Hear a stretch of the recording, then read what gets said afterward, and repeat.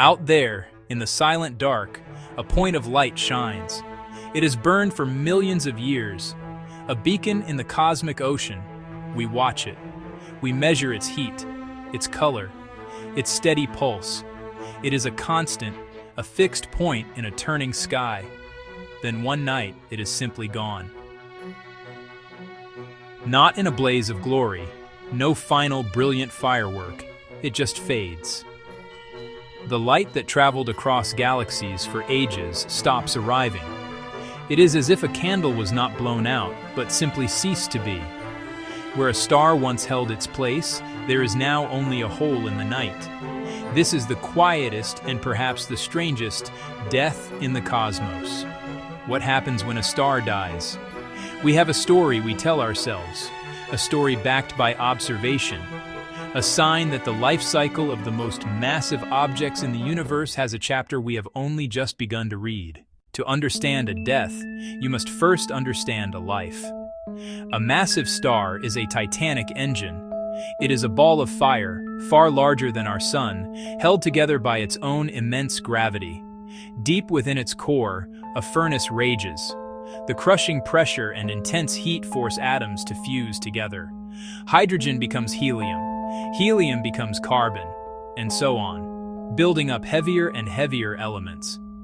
This process, nuclear fusion, is the star's lifeblood. It releases a tremendous amount of energy, which pushes outward. This outward push perfectly balances the inward crush of gravity, keeping the star stable for millions of years. It exists in a state of perfect, violent equilibrium. But this balance cannot last forever. The star is burning through its fuel. As it creates heavier elements, the furnace in its core becomes less and less efficient. Eventually, it builds up a core of iron. And iron is a dead end. Fusing iron atoms does not release energy, it consumes it. The outward push from the core's furnace suddenly shuts off. With nothing to hold it back, gravity wins. It wins instantly and catastrophically. The star's vast, heavy core, which can be bigger than our entire planet, begins to fall in on itself. This is the moment of truth for the star, the beginning of its end. In what we consider a normal death, this collapse is not the end of the story. It is the trigger for a rebound. This rebound creates a powerful shockwave. The shockwave blasts outward through the star's outer layers, which are still raining down. It's an epic struggle, the outward moving shockwave against the inward falling material. The shockwave needs a little help, a final push, to win this battle and tear the star apart in a glorious explosion.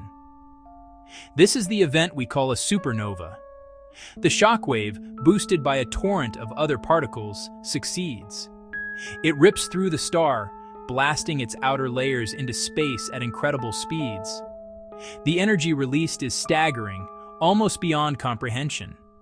For a few weeks, the dying star shines with the light of 100 billion suns. What if the rebound fails? What if the shockwave stalls? The shockwave, for all its initial power, simply runs out of steam. The star has failed to go supernova.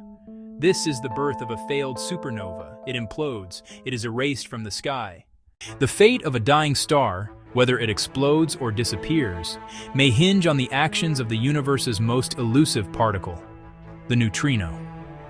These particles are born in the unimaginable heat and pressure of the collapsing core. They are often called ghost particles because they barely interact with other matter. A neutrino can fly through a light year of solid lead without hitting a single atom. As the star's core implodes, a mind-boggling number of neutrinos are created. More than all the stars in the visible universe. For a few brief seconds, the dying star radiates more energy in neutrinos than all the stars combined. In a successful supernova, these neutrinos are the heroes. Although they interact weakly, there are so many that they can have a collective effect. As the torrent of neutrinos floods out from the core, a small fraction get absorbed by the material just behind the stalled shockwave. This is the crucial final push. That injection of energy re-energizes the shockwave, turning its retreat into an advance. The neutrinos give the kick that lets the shockwave overcome infalling material and blow the star apart. But this process is a gamble. It is balanced on a knife's edge. The window is tiny, less than a second. In that fraction of a second, the neutrinos must deposit the right amount of energy, the right place, the right time. If the core collapses too quickly, it can form a black hole before the neutrinos act. If the neutrinos do not deposit enough energy, or if they deposit it in the wrong location, the shockwave will not revive. The gamble fails. This is the critical failure point. The star collapses, doomed to become a black hole. The idea of a failed supernova is not just a theory. It is something we can hunt for. Astronomers are cosmic detectives, searching for clues to crimes that happened long ago and far away. The evidence here is not a bright flash. It's a conspicuous absence. The strategy is simple, but requires immense patience. Time-lapse. Survey telescopes scan the same patches of sky. They take pictures of millions of distant galaxies. They're building a vast photo album of the universe, a record of what is there, night after night, year after year. The real work begins when they compare the pictures. Automated software sifts through terabytes of data, looking for changes. Usually, surveys hunt for things that suddenly appear, like a new, bright star that wasn't there before, the telltale sign of a supernova. But this search looks for the opposite. They search for a star that was there in all the old pictures, and now it has suddenly vanished from the new images. How can we be sure what is happening inside a star as it dies? We cannot go there. We cannot put a sensor inside a collapsing stellar core.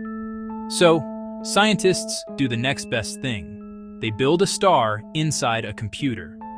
Using the most powerful supercomputers on Earth, they create complex simulations. These are not simple animations. They are sophisticated digital universes governed by the laws of physics. The models include everything they can think of: gravity fluid dynamics, nuclear reactions, and the all-important behavior of neutrinos. They then press run and watch the star evolve, hoping to see it either explode or fail. The results are a testament to the sheer complexity of the problem. Some simulations produce beautiful, powerful explosions, just like the supernovae we see in the sky. Others fizzle. By tweaking the initial conditions, the star's mass, its rotation speed, its magnetic fields, scientists can try to map out the boundary between success and failure. Recently, they have even started using artificial intelligence to analyze the vast outputs of these simulations, training AI to recognize the subtle patterns that might predict a star's ultimate fate. However, these digital ghosts in the machine have their own problems. So, a star vanishes from the sky. Our telescopes see only darkness. Our supercomputers struggle to replicate the disappearing act. We are left in a place of profound uncertainty, standing at the edge of our own knowledge. The vanished star is not just a curiosity, it is a challenge. It whispers to us that our grand stories about the cosmos, about the glorious deaths of stars, are incomplete. It suggests that for every cosmic scream we hear, there might be 1,000 silent departures we have missed. It asks a sharp, unsettling question. What else are we not seeing? Where did all that energy go? The collapse of a star releases an amount of energy that is almost impossible to imagine. In a supernova, we see that energy as light. In a supernova, we see that energy as motion. In a failed supernova, that energy seems to be swallowed whole. Did the neutrinos simply carry it all away, slipping through the universe like thieves in the night? Did the star's own gravity become so strong, so fast, that it created a prison from which nothing could escape? Or is something else going on, something that lies beyond our current understanding of physics? The universe keeps its secrets well. What other whispers are we missing in the great silent dark?